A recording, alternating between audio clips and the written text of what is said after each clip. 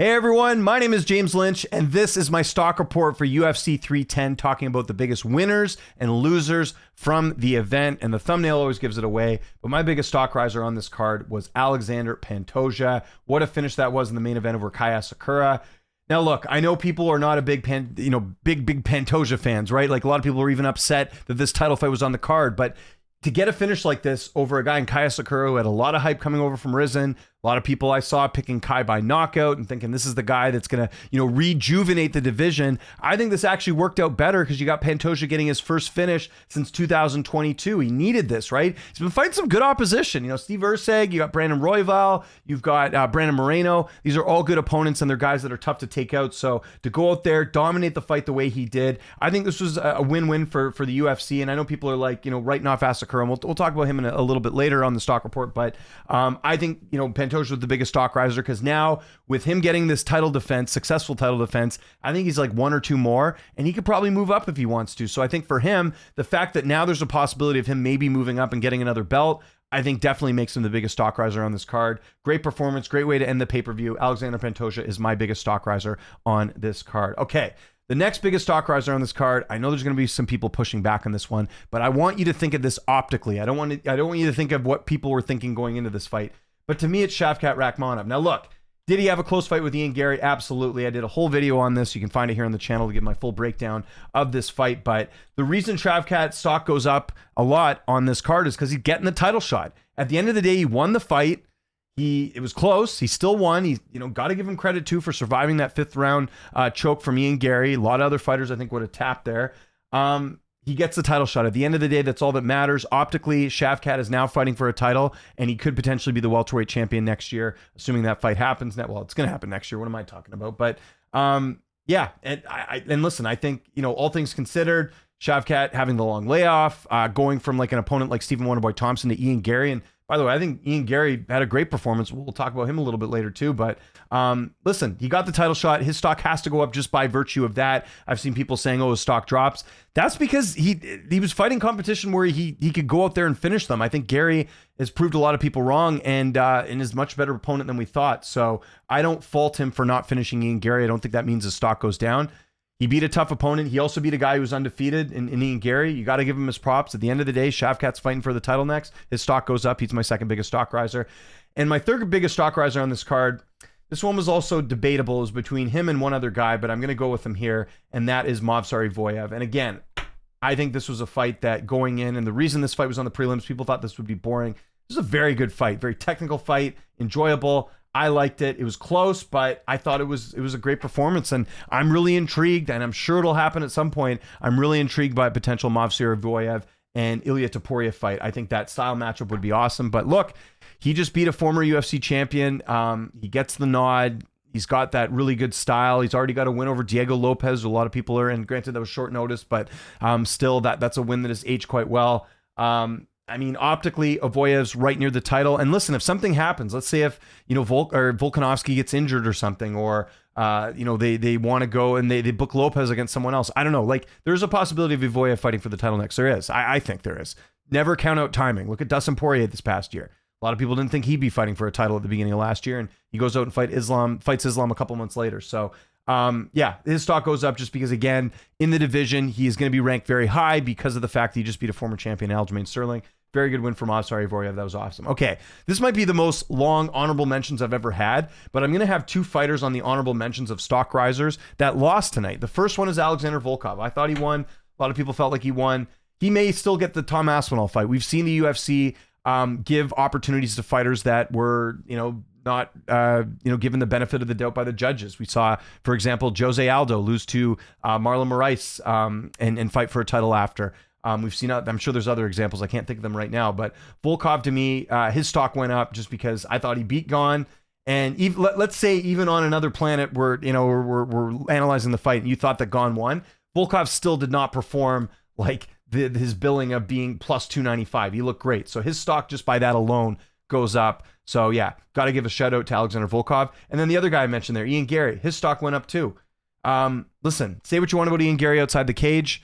He put on a great performance tonight. He made Shavkat Rakhmonov look a little bit more human tonight. A lot of people are crapping on Shavkat. I mentioned there's going to be people, I already know there's people in the comments being like, oh, I can't believe you put him on the stock riser. I think that speaks to how good Gary is. I will fully admit Gary is a lot better than I thought he was. I thought Shavkat was going to finish him. That does not happen. Gary goes out there and almost, I mean, if anyone almost finished him, it was Ian Gary, and that's extremely impressive. So again, 27 years old. I think there's a lot to like about Gary. Again, separate the personality Ian Gary from the fighter. He's a pretty damn good fighter. Ian Gary's stock went up in my opinion tonight. Almost beat Shavkat Rakhmonov. Doo Ho Choi, for sure. We got to talk about him.